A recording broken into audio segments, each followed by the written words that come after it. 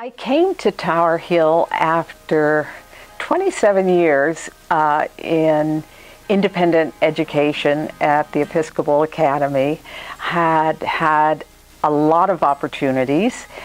It was a lateral move, but it was time for me to find a new challenge. My perception coming in was that I found a warm, welcoming environment, teachers who were ready to work very hard in the interest of the children they served, and found many willing workers who were ready to lean into discomfort, have hard conversations about curriculum, and create vibrant programs for our lower school children here.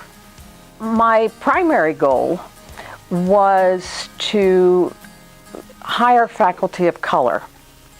There were no faculty of color in lower school at the time, and it's my belief that all children need to see people of color in places of authority. I also believe that different perspectives enrich curriculum. We were able to work hard, create an interesting curriculum. We further created Math Lab, which helped with differentiation in the teaching of mathematics.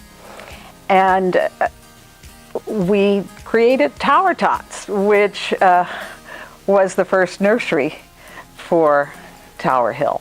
I think that anyone new coming into an independent school setting is under a microscope, or in the middle of the fishbowl, let's say, but only because people involved in independent education want the very best.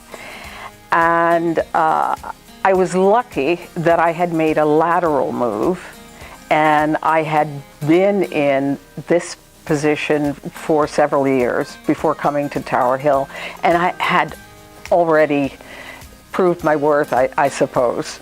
With the faculty of color in rethinking the curriculum, looking at how we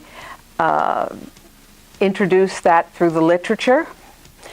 Also having Diane work as our lower school diversity person and creating some programs at that time, having a faculty also that was willing to work and keep diversity in the conversation and at the forefront of all that we did, that shifted culture, the culture within the lower school, and I think somewhat throughout the school.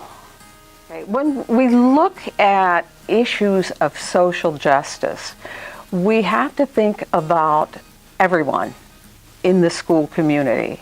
We need to respect people. We need to be mindful of the rights of all people, regardless of color, ability, gender identity. All of these things are in the bucket of social justice. And I think that's very important.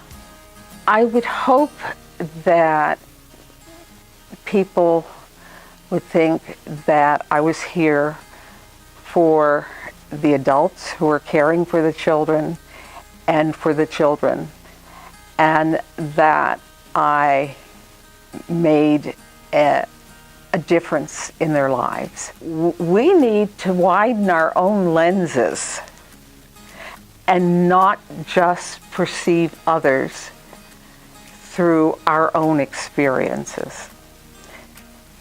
There's more than one right way to do things. And I think because independent institutions are usually steeped in traditions, and there's a good reason for that, that we all tend to say, well, this isn't the way you should do it. You need to shift a little bit. That's difficult when that's happening all of the time. So it's incumbent upon all of us, each of us, to widen those lenses and look at people as they are and accept their gifts. Being the first here was not new to me. Being the first was not new. I was the first faculty of color at Episcopal Academy, the first lower school head or division head at Episcopal, and that's been a part of my life.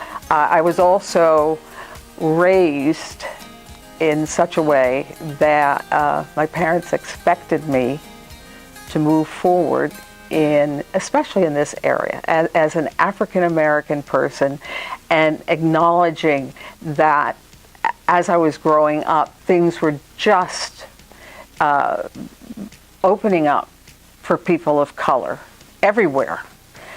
And that this would be, if this was what I wanted, I had to do my very best, and it was not going to be easy. And I accepted it.